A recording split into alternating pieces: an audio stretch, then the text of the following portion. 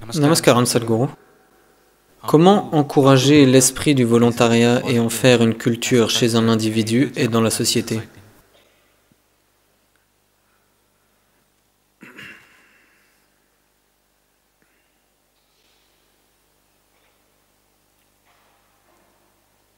Comment l'encourager? Voyez, si tu places quelque chose au-dessus de toi-même, tu es naturellement involontaire. Quand tu te fais une trop grande idée de toi-même, tu ne peux pas être involontaire. Essentiellement, être volontaire signifie simplement ceci. Soit tu es un processus de vie volontaire, soit tu es un processus de vie involontaire.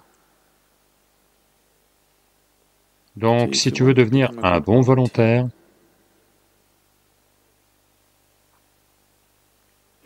tu dois toujours être mis dans un cadre que tu n'aimes pas. Tu dois être contraint de faire des choses que tu détestes faire.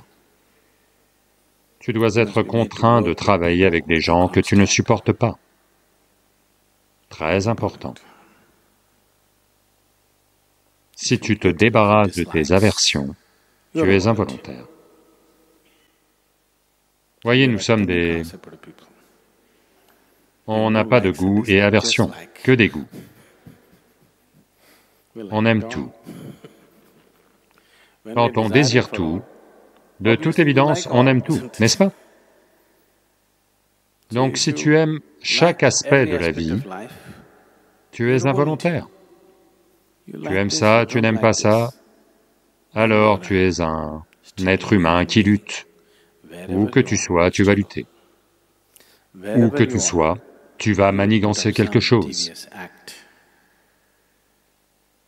Parce que tu es une entité biaisée. Tu as divisé le monde. Cette création est indivisible, vous savez? Si vous regardez cette création comme il faut, avec les yeux ouverts, vous pouvez voir qu'elle est indivisible. Personne ne pourra jamais diviser cette création. Il n'y a pas moyen de le faire. Aujourd'hui, la science moderne me prouve, sans l'ombre d'un doute, que tout dans l'existence est en constante transaction et qu'elle est indivisible. Maintenant, quand tu divises le monde dans ton mental, entre ce que tu aimes et n'aimes pas, ce que tu veux et ne veux pas, ce que tu adores et détestes, tu travailles contre. Ce contre quoi tu es n'est pas une petite chose. Tu es contre la création et le Créateur. Parce que ce que vous appelez le Créateur englobe tout. Pas de goût et aversion. Oui? Ce que vous prenez pour de la saleté est de la nourriture pour un autre, n'est-ce pas? N'est-ce pas ainsi? Ceux qui se nourrissent de saleté, vous les trouvez parfumés et doux. Vous savez, les manguiers produisent si bien parce qu'ils absorbent les eaux usées de la fosse septique.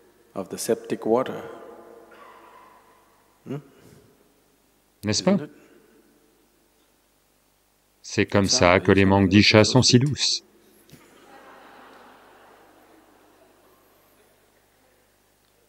Quelqu'un absorbe de la saleté et la transforme en quelque chose que vous trouvez parfumé et doux. Où allez-vous séparer cela? Comment allez-vous séparer cela? Votre discernement n'est employé que pour savoir comment les gérer, pas pour aimer et ne pas aimer. Votre discernement est pour apprendre à gérer la saleté et la nourriture de différentes façons. Votre discernement n'est pas pour diviser le monde entre saleté et nourriture. Donc,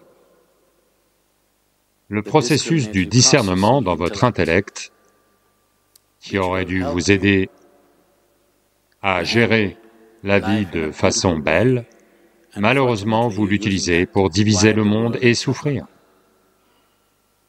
Donc au moins quand vous êtes ici, commencez par là. Quand vous êtes ici, vous ne devriez pas pouvoir voir quelle est la différence entre de la saleté et un fruit.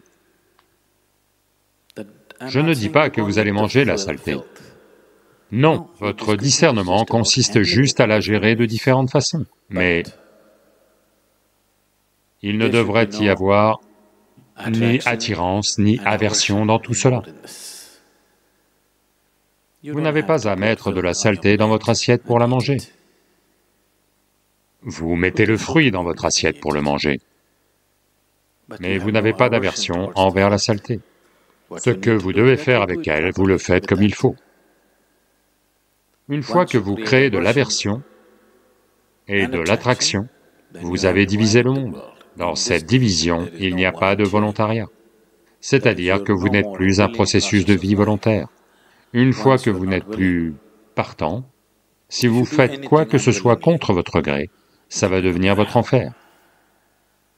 Si vous faites quoi que ce soit volontairement, ça va devenir votre paradis. Les volontaires, quiconque est volontaire à n'importe quel moment de sa vie, il est au paradis, parce qu'il le fait volontairement. Si vous la faites contre votre gré, la même activité va devenir votre enfer. Donc le volontariat, c'est une échelle vers le paradis.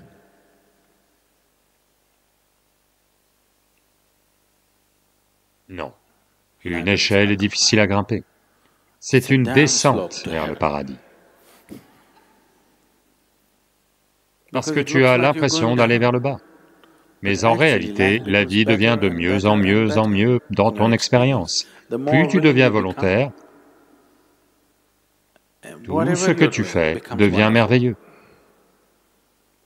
Donc, si tu n'es pas involontaire,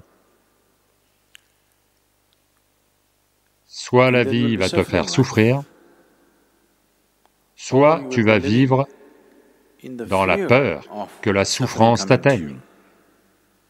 Ici et là, il y aura de la joie, mais constamment avec la peur de souffrir associée. Vous verrez les gens qui ont développé des goûts et aversions très marqués. En général, chez la plupart des gens, cela arrive quand ils se mettent à réussir. Ils pensent qu'ils doivent avoir des goûts et aversions marqués à propos de tout. Autrement, ils n'ont pas de personnalité, vous savez. Si tu n'as pas des goûts et aversions très marqués, les gens vont penser que tu n'as pas de personnalité. Tu auras une personnalité, mais tu n'auras pas de présence. Tu seras vide. Si tu deviens involontaire, tu n'auras pas de personnalité. Tu ne connaîtras pas la torture de te trimballer une personnalité, mais tu auras une merveilleuse présence, toujours. Donc le volontariat n'est pas un moyen de vous soutirer du travail. Si vous devez ne pas être comme une queue de canard qui reste dans l'eau sans jamais se mouiller, si vous voulez ne pas être comme une cuillère dans la soupe, qui est tout le temps dans la soupe sans jamais pouvoir la goûter, alors la seule façon, c'est d'être un véritable volontaire. La question, ce n'est pas quelle quantité tu fais. La volonté avec laquelle tu respires et marches et vis, c'est cela qui fait de toi un volontaire.